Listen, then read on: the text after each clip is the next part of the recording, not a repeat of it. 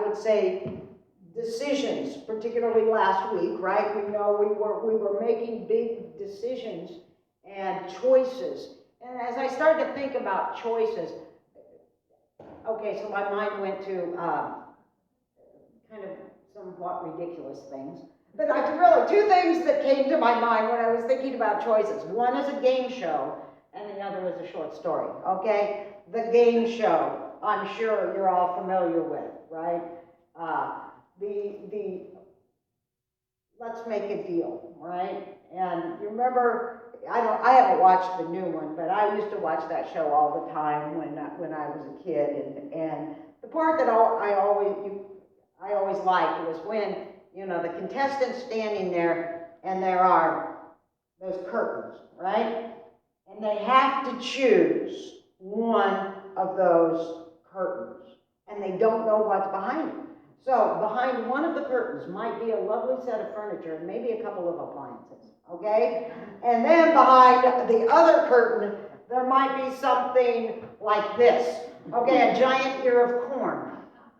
The Zonk prize, right? But you don't know until you choose. So you're really choosing blindly, and you're just hoping for the best. Okay, so the other thing that came to my mind is a short story that some of you might remember from maybe junior high, or something. It's called The Lady or the Tiger. Or anybody remember that story?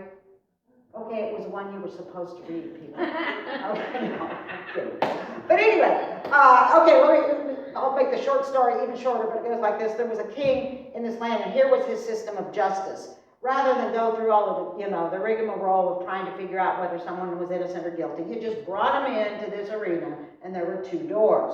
Behind one door was a beautiful woman selected especially for the man who was charged with the crime, and she would be his wife, and they would live happily ever after.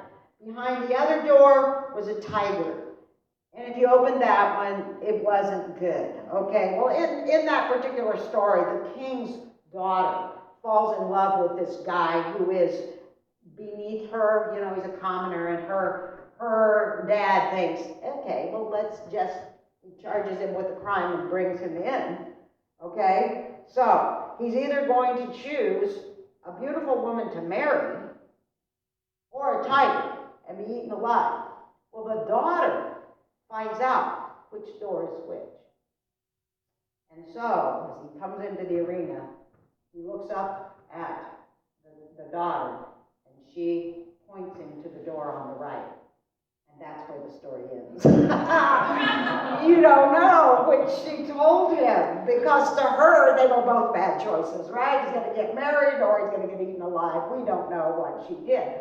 But the point is this, in her eyes, neither choice is any good at all. And again, the choices seem random. Well, the choices that I want to talk about today, or really the choice that I want to talk about today, are not like that. I want to talk about a very clear choice. I want to talk about a choice that we knowingly make. There's nothing hidden about it. And there is one choice that is indeed really good, and another choice that is really bad, and the curtains are open. We can see which is which.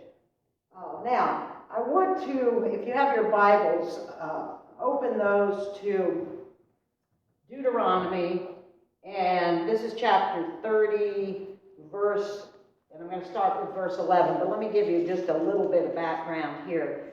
This is toward the end. This is actually Moses' farewell speech. He has been with these people. He led them out of Egypt. He led them across the Red Sea. They were really kind of, at times, a bunch of whiners. And so they didn't get to go, that first generation did not get to go into the promised land. So for 40 years, they've been wandering around. And now, here they are. They are ready to go into the promised land. Now, if you remember, Moses isn't going. He doesn't get to go into the promised land. That's a whole other story, maybe another sermon sometime. But he doesn't get to go.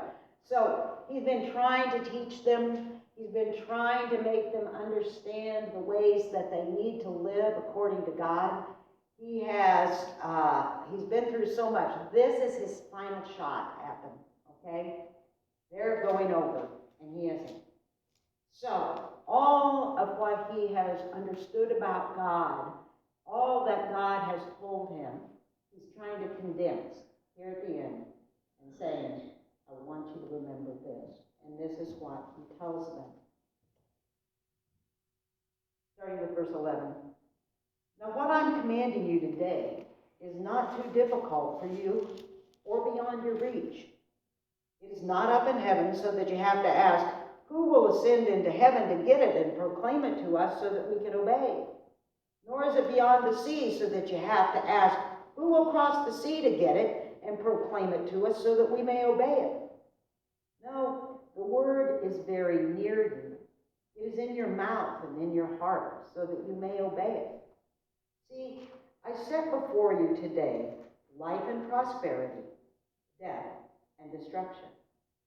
For I command you today to love the Lord your God, to walk in his ways and to keep his commands, decrees, and laws. Then you will live and increase, and the Lord your God will bless you in the land you're entering to possess. But if your heart turns away and you're not obedient, and if you're drawn away to bow down to other gods and worship them, I declare to you this day that you will certainly be destroyed. You will not live long in the land you're crossing the Jordan to enter and possess. This day I call heaven and earth as witnesses against you, that I have set before you life and death, blessings and curses. Now choose life, so that you and your children may live, and that you may love the Lord your God, listen to his voice, and hold fast to him. For the Lord is your life, and he will give you many years in the land he swore to give to your fathers, Abraham, Isaac, and Jacob. Shall we pray? Lord, may the words of my mouth and the meditations on all of our hearts be acceptable to you. You are our strength and our Redeemer. Lord, make me an instrument of your peace. The choice that he sets before them as he stands before them and they're getting ready to cross, he says, look, folks, it's not a big issue. The issue, trying to make some choices is difficult. You know, like when you're at Elena's ice cream shop and you're trying to go between Rocky Road and that strawberry cheesecake, you know, you can't. He said, this is a no-brainer. This is a no-brainer. What I'm setting before you is life or death. Take your choice. So he says, really, folks, it's pretty simple. Don't say, well, who's going to go up to heaven and get the info for us? Or who's going to cross the sea and go, get that? He says, no, it's here. You know this. Sometimes we try to make things so complicated. Sometimes we think in order to figure out what God is asking of us, we need to get a secret decoder ring with this, and then we'll know what it is that he wants. But he's telling them, look, what I'm telling you is very, very basic. You can choose life and all its goodness, or you can choose death. It's really up to you. And furthermore, not only is this choice simple, the choice is very, very doable. It's not. There are some religions, I know, and if you ever watch the National Geographic Channel or Travel Channel, and you see some of those things that people do where they're required. I saw one the other day, and people were having these things clipped into their skin, and they were dragging them to some temple. He says, look, what God is asking of us, it's not complicated, and it's not unreasonable, and it's not undoable. is something that you can do. Why is that? Well, it's because what needed to be done was done for us. It was Jesus who did the hard stuff.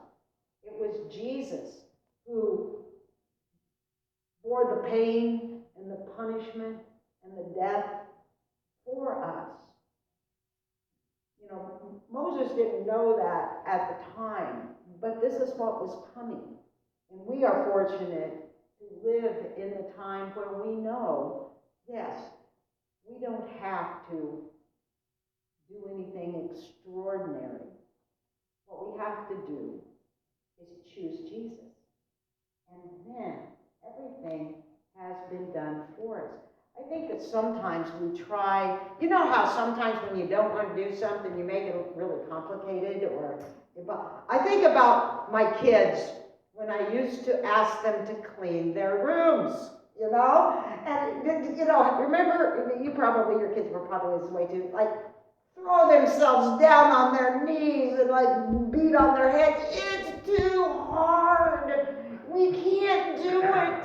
You know, I remember Jessica, I used to like quote The Cat in the Hat, the part that says, "But this mess is so big and so deep and so tall, we cannot clean it up. There is no way at all." You know, it's like, and what do the parents say? Baloney. No. Why do they do that? You know, as parents, we know what I'm asking you to do is pretty simple, pretty doable. Clean your room. And in a sense, that God is telling us the same thing. I'm not asking things that are beyond your power to do. This is what you have to do. Make the right choice.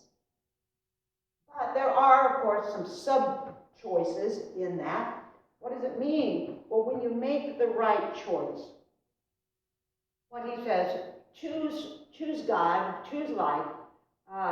He says, I command you today to love the Lord your God. Now, I know what you're thinking, and it's a reasonable thought, but how can you command somebody to love?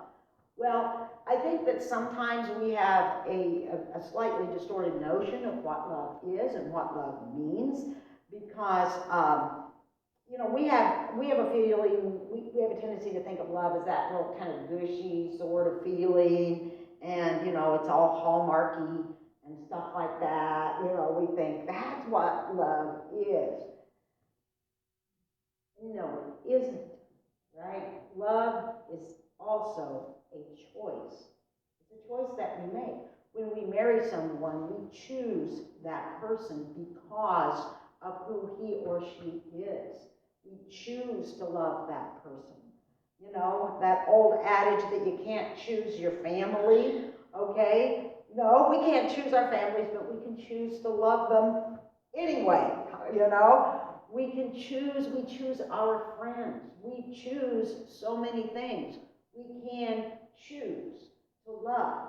And it's easier to do that, of course, when we realize that God has chosen to love us. He chose to love us. Didn't have to. Chose to sacrifice for us. Didn't have to. He made choices that say he loves us. Okay, we too can make choices that say we love God. And one of them is that importance of making that kind of loving commitment to God. And it's easy, like I said, it's easier to do when we realize of the loving commitment and loving sacrifice that he made for us. The second sub-choice, he says, is, well, how do you do this? How do you love God? And he says, well, it's by walking in his ways and by keeping his commands. In other words, it has to do with obedience. It has to do with, now, a lot of times when we think about walking in his ways and keeping his commands, we think about rules, and we think about, okay, if I just do this and this and this and this and follow these rules, you know, God's going to be happy, or more often it's like, I better keep these rules because I don't want to be struck by lightning or something, you know. But really, when we obey out of love, It has nothing to do with being afraid of what God will do. It has everything to do with wanting to please God. Just like when we want to do nice things for our spouse, or we want to do nice things for our kids, or especially our grandkids, or, we want to do those things. Why? Because we love them. That's why we want to obey God's commands. Not because we're afraid we'll be struck by lightning, but because we recognize and understand His incredible goodness to us. And we want to be equally good to Him. And it's not about, okay, if I follow the rules, I'm okay. I follow the rules, or I try my best simply because I want to love God in the same way that He has loved me. And so that too is one of the things that he says. Okay, following, it's not complicated, it is doable, it is about love, and it's about trying to please God, which is a natural outgrowth of love. That's not hard either. And he says, look, this is it. You love God, you walk in His commands, you try to love Him and obey Him, and here's the outcome of that. There are consequences, of course, to all actions. And he says, okay, you love Him, you obey Him, and the result is that you live a blessed and abundant life. Now, that blessed and abundant life it looks different from what the world thinks it looks like, right? The world thinks an abundant life looks like lots of stuff, and he who dies with the most toys wins. That's the way the world sees it. But we know something else. We know that it's not about that. That an abundant life comes from the joy of knowing Jesus. That's what Paul says. Pastor Tim has been doing a series he just finished up on the book of Philippians, which is, of course, a book of incredible joy and all of that. And then we have to remind ourselves, yes, and he wrote this book about incredible joy while he was chained up in prison. Okay? How does that happen? It happens because an abundant life is not dependent upon the circumstances. Can you live a joyful and abundant life in the midst of a pandemic? Yes, you can. Can you live a joyful and abundant life in the midst of political turmoil? Yes, you can.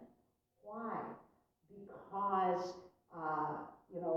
as Jesus says, I came that you could have life and that you might have it abundantly. So he says, okay, this is what's behind curtain number one, folks. This is, and you can see it all. But there's curtain number two. And two is open. You can see, he says, but you can choose life, or you can choose death, you can choose abundance, or you can choose destruction. Your choice. And here's the thing. People make bad choices. They do. This group of people that were there in front of Moses, within one generation of entering the promised land, they had messed up big time. And as you know, eventually they got kicked out of the promised land. All of this, Moses had told them before, blessings, this will happen if you choose God and choose to obey Him. And here's what will happen if you don't. They chose don't. And these are the things that happened to them. They went into it with their eyes wide open. And you have to ask yourself, why would anyone at all choose, it's like they're saying, life or death, why would they choose that path? He says this, but if your heart turns away, that's what happened to these people. Their hearts turned away from God. That's what happens to us as well.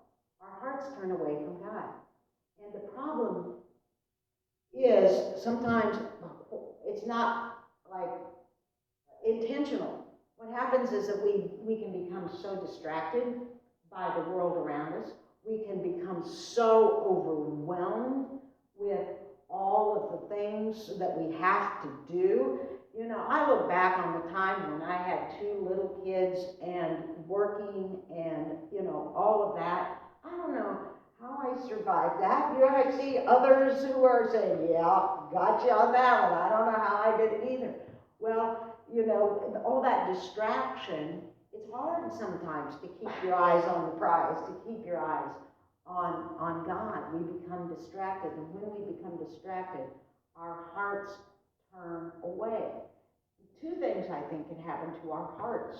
One is that our hearts can be distracted by, you know, we can turn away toward good things and good feelings, and we, you know, when life is really good and happy, and, you know, we get so caught up in the gifts God has given us that we forget the giver of the gifts.